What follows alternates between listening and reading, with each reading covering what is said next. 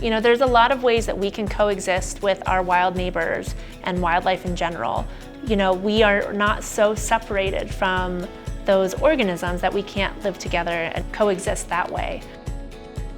So we have a lot of people that they get really amped up, they get really excited about this after they see the birds, and they especially see one of our flight shows where the birds are flying overhead and they get a chance to see that bird in action.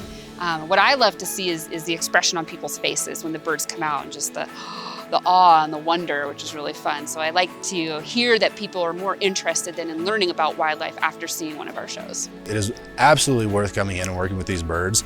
You feel like you're actually accomplishing something and you're doing something for the animals. It's very fulfilling work. And you're going out, and when you get people excited about the birds, they're going out and they're spreading that information. So you are creating an impact and creating a better life for these animals in the wild.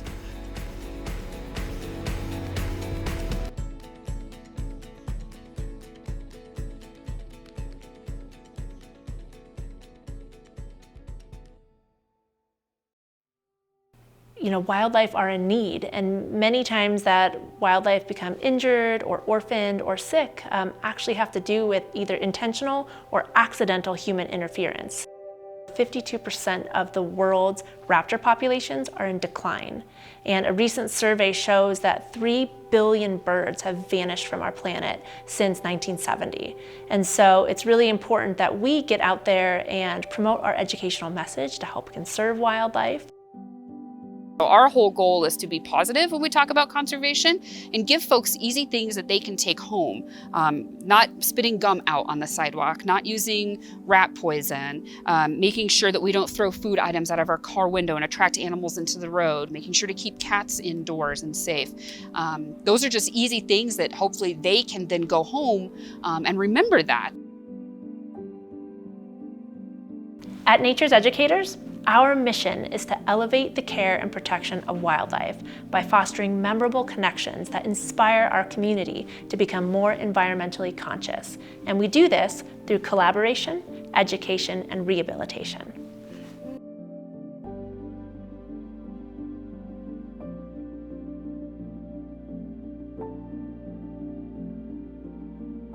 You spend a lot of time, in some cases many months, caring for certain individual raptors, helping them through their issues or their injuries or their illness, and it's all for that last moment of releasing them back into the wild. Every single raptor species that we get in our hospital is important.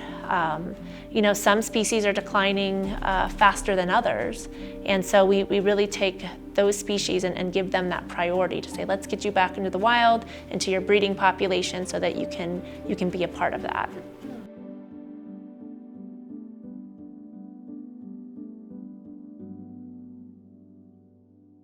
Welcome. How are you guys? Awesome. Are you excited to meet birds? The first bird that we are going to introduce you guys to today is a raptor that we find in the desert Southwest, Texas, New Mexico, Arizona, Central and South America. So we are going to welcome our Harris's hawk. This bird can squeeze over 200 pounds of pressure in those feet, so he is very, very powerful. But then when they are hunting in the desert,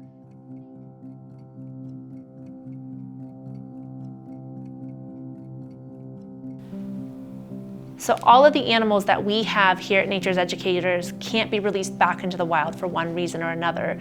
So luckily for them and for us, they get a second chance at life by being program ambassadors for us.